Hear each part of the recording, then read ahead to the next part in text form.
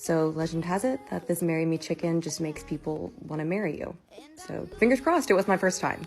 Basically, you're just gonna cook your chicken breast on a skillet, medium to high heat, just about 5 to 6 minutes on each side.